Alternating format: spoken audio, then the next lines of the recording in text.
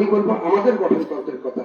দেখেন আমাদের দলের বর্তমান ভারপ্রাপ্ত চেয়ারম্যান জনাব তারেক রহমান সে 31 দফা কর্মসূচি দিচ্ছে ভাঙচুর, রাষ্ট্র মেরামতের, অবকাঠামো নির্মাণ।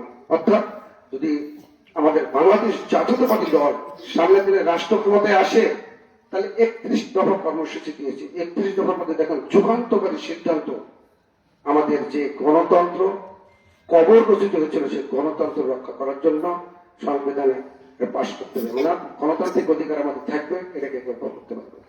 5 বছর পর পর তত্ত্বাবধায়ক সরকার আসবে, শান্তির কথা বলেছে। নির্বাচনের অধিকার আসবে, নির্বাচন কর্মকে সঠিকভাবে তাদের নির্বাচন পরিচালনা করবে।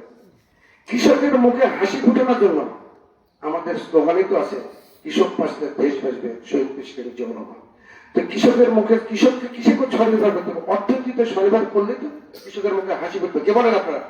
কৃষকের মুখে হাসি ফুটানোর জন্য, কৃষকের যেন বঞ্চিত না হয়, নির্যাতিত না হয়, নিপীড়িত না, অবহেলিত নয়, যার জন্য ফার্মার কার্ডের ব্যবস্থা করেছে। এই ফার্মার কার্ডের মাধ্যমে আমাদের সকল রকম কীটনাশক থেকে শুরু করে সারের প্যাসেজ এই সকল কিছু থাকবে না। জমি অনুযায়ী সার ডাক্তার বাসায় খুঁজে যাবে।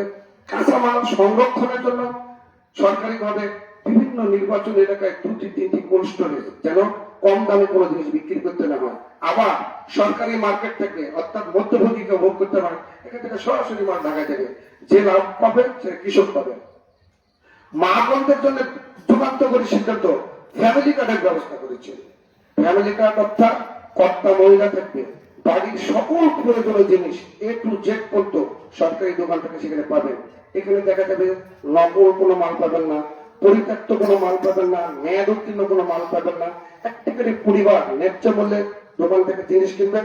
প্রতিটি পরিবার 5, 7, 10 যেভাবে কিনবে সেভাবে সাশ্রয়ী হবে।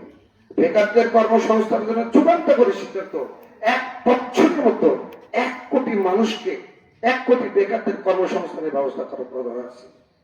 বলেন এই সকল সিদ্ধান্ত কি যুগান্তকারী সিদ্ধান্ত কিনা? প্রিয় উপস্থিতি, তারপরে আমি বলতে চাই, আপনারা আসুন, আমার থেকে যদি বলেন আমি প্রার্থী, আমার যোগ্যতার কথা যদি বলি, আমি যদি বলি একজন ইঞ্জিনিয়ার পেলে একটা চিকিৎসার কথা বলা, সে কি চিকিৎসা করতে পারবে? ইঞ্জিনিয়ার চিকিৎসককে যদি বলা হয় যে আপনি এই ডাক্তারি ইঞ্জিনিয়ারের কাজ করবে, পারবে কি সে? ইঞ্জিনিয়ারের কাজ ইঞ্জিনিয়ার করবে, ডাক্তারের কাজ ডাক্তার করবে। আমি বলতে চাই, আমি ছাত্র জীবন থেকে রাজনীতি করে এসেছি, রাজনীতি থেকে যুবদল এসেছি, যুবদল থেকে বিএনপিতে এসেছি। সুশিক্ষা শিক্ষা দেওয়ার জন্য একটা প্রতিষ্ঠানের প্রধান শিক্ষক আছি, একটা কলেজের অধ্যক্ষ ছিলাম।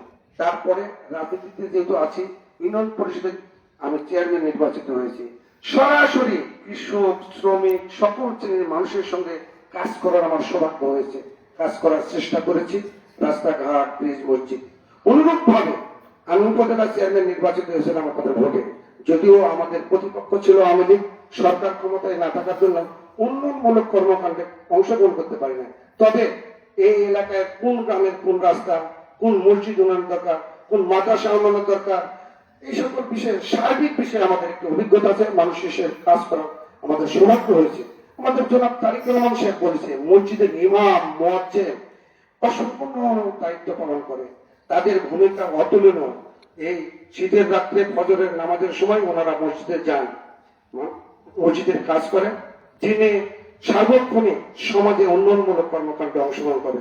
বাংলাদেশ জাতীয়তাবাদী দল যদি ক্ষমতায় আসে, এই সকল আলেম, এই সকল ইমাম, মুয়াজ্জিনদেরকে যথার্থ সম্মান দেওয়া হবে, অর্থাৎ সরকারিভাবে ভাতা প্রদান করা হবে। অনুরূপভাবে 23 লক্ষ হাফেজ প্রায় বাংলাদেশে। এই হাফেজের তো কোনো কর্মসংস্থান নাই, তাই কিনা? এই হাফেজদের কর্মসংস্থানের জন্য আবার জেনারেল লাইনে যেহেতু কোরআন শরীফ নাই, প্রাথমিক বিদ্যালয়, মাধ্যমিক বিদ্যালয়, ছেলে মেয়েদেরকে হাফেজ করার জন্য প্রতিটি শিক্ষা প্রতিষ্ঠানে সরকারিভাবে হাফেজ নিয়োগের ব্যবস্থা করছে। এটি কি প্রমাণ হয় না বাংলাদেশ জাতীয়তাবাদী দল যে কথাটি মূল মন্ত্র আছে, ইসলামী মূল্যবোধে বিশ্বাসী? প্রিয় ভাইরা আমার, তাই আমি বলতে চাই, আসুন, তিক্ত অভিজ্ঞতা আমার আছে। 12 বছর নির্বাচিত প্রতিনিধি ছিলাম। জনগণের সঙ্গে মিশা, কিভাবে উন্নয়ন করতে হয়, কিভাবে রাস্তাঘাট করতে হয়, কিভাবে মসজিদ মাদ্রাসা ঠিক করতে হয়। আবার এদেশ আমাদের হিন্দু, বৌদ্ধ, খ্রিস্টান অনেকে আছে, সাম্প্রদায়িক সম্প্রীতি কিভাবে রক্ষা করা যাবে, এ সকল বিষয়ে আমাদের তিক্ত অভিজ্ঞতা আছে। তাই কষ্টি পাথরে যাচাই করে আমাদের দলের ভারপ্রাপ্ত চেয়ারম্যান জনাব তারেক রহমান সাহেব সবকিছু বিবেচনায় করে আমাকে নমিনেশন দিয়েছেন। আমি আপনাদের সামনে উদাত্ত আহ্বান রাখবো, বাংলাদেশে ইতিহাস বিশ্লেষণ করে দেখেন 71 সালে 2024 জামাতে ইসলাম বলে একটা সংগঠনের তৈরি, সেটা হলো মৌদুদি সাহেব পাকিস্তান আমলে পাকিস্তানে আছে।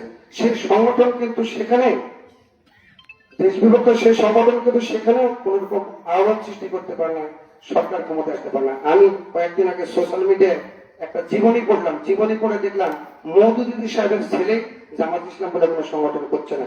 তাই ভাইরা আমার, এই দেশ করছেন শহীদ প্রেসিডেন্ট জিয়াউর রহমান, এই দেশকে উন্নয়নের শিখরে নিয়ে গেছেন। আবারও তার সহধর্মী অর্থাৎ বাংলাদেশের সাবেক 3 বারের প্রধানমন্ত্রী, দেশনেত্রী, আপসী নেত্রী, সারা বাংলাদেশের অন্তর্বর্তীকালীন সরকার শ্রেষ্ঠ নেত্রী উপাধি দিয়েছেন। সে নেত্রী এই দলকে, দেশকে অনেক দিকে এগিয়ে গেছে। সে নেত্রীর জন্য আমরা গণতন্ত্র রক্ষা পেয়েছি, সে নেত্রীর জন্য মানুষের কল্যাণ হয়েছে, সে নেত্রীর জন্য দেশের স্বাধীনতা সার্বভৌমত্ব রক্ষা হয়েছে। তাই প্রতিনিধি হিসাবে এখানে ধানের শীষ নাম নির্বাচন করছি। আপনাদের কাছে উদাত্ত আহ্বান রাখবো, আসুন এই দেশের উন্নয়ন কল্পে, এই দেশের কৃষক ভাইদের মুখে হাসি ফোটানোর জন্য, শিক্ষা খাতকে সামনে থেকে নিয়ে যাওয়ার জন্য, অর্থাৎ শহরের সমপর্যায়ে যেন গ্রামের শিক্ষা ব্যবস্থা হয় এরকম পর্যায়ে নিয়ে যাওয়ার জন্য, যেহেতু শিক্ষক তিক্ত অভিজ্ঞতা আছে, মধ্যবিত্ত পরিবারে জন্ম হয়েছে, কিভাবে কৃষকের ভাগ্যের পরিবর্তন করতে হয় সেটা জানা আছে, কারণ কৃষিকাজে আমি জড়িত ছিলাম। এইভাবে স্বাস্থ্য খাত আমাদের ধ্বংস, স্বাস্থ্য খাতের জন্য শহরে যেতে হয়, এই মেডিকেলে যেন 200 শয্যা বিশিষ্ট আমরা করতে পারি, বিশেষজ্ঞ ডাক্তার যেন দিতে পারি। যেমন কানের ডাক্তার কিন্তু মেডিসিন দিতে পারে না, আবার যে অন্য বিশেষজ্ঞ সে কিন্তু ওটা দেন, সকল বিশেষজ্ঞ ডাক্তার দিতে গেল আমাদের ভাই বোনদের জন্য এখানেই স্বাস্থ্য সেবা দিতে পারি। এই ধরনের বিভিন্নমুখী কাজ আপনাদেরকে সঙ্গে নিয়ে করতে চায়। শহীদ প্রেসিডেন্ট জিয়াউর রহমান যেমন আলেমদেরকে কাছে রেখেছেন, আইনজীবীদের কাছে রেখেছেন, ডাক্তার কাছে রেখেছেন, ইঞ্জিনিয়ার বিশেষজ্ঞ কাছে রেখেছেন, সবাইকে নিয়ে দেশে নিয়ে গেছেন। আমাদের জনাব তারেক রহমান সহ ইনশাআল্লাহ দল যদি ক্ষমতায় আসে, জিয়াউর রহমান সাহেব যেমন 25 বছর এগিয়ে নিয়ে গেছেন, তারেক রহমান যদি রাষ্ট্র ক্ষমতায় আসে, বাংলাদেশ জাতীয়তাবাদী দল যদি রাষ্ট্র ক্ষমতায় আসে, ইনশাআল্লাহ এই দেশ 5 বছরের মধ্যে 50 বছর এগিয়ে নিয়ে যাবে বলে আমার বিশ্বাস ভাইয়ের আমার। তাই তারিখ প্রতিনিধি নির্বাচন করছি, সারা দেশের নেয় বাগমারা উপজেলাকে একটি আধুনিক উপজেলা, উন্নয়নশীল উপজেলা। এই দেশের যে মাটি, বাগমারার মাটি সোনার চেয়ে খাটে, এমন ফসল ফলানো যেতে হয় না। এই বাগমারার সকল ক্ষেত্রে উন্নয়নের জন্য আপনারা সকলে আমার জন্য দোয়া করবেন। সামনে ফেব্রুয়ারিতে যে নির্বাচন হবে, আপনাদের গুরুত্বপূর্ণ ভোটটি ধানের শীষে দিবেন। মা বোন আত্মস্বজন সকলকে নিয়ে ভোট দিয়ে আমাকে বিজয়ী করবেন। বাগমারাকে একটি আধুনিক বাগমারা বিদ্যার জন্য আপনাদের সহযোগিতা কামনা করে, সকলের সুস্বাস্থ্য দীর্ঘ কামনা করে, এই দিনে যেন ধানের শীষ বিজয় হয়, পরম করুণাময় খোদা তাআলার কাছে ফরিয়াদ করে আপনাদের কাছ থেকে দোয়া চেয়ে আমি আমার সংক্ষিপ্ত বক্তব্য শেষ করছি। আল্লাহ হাফেজ।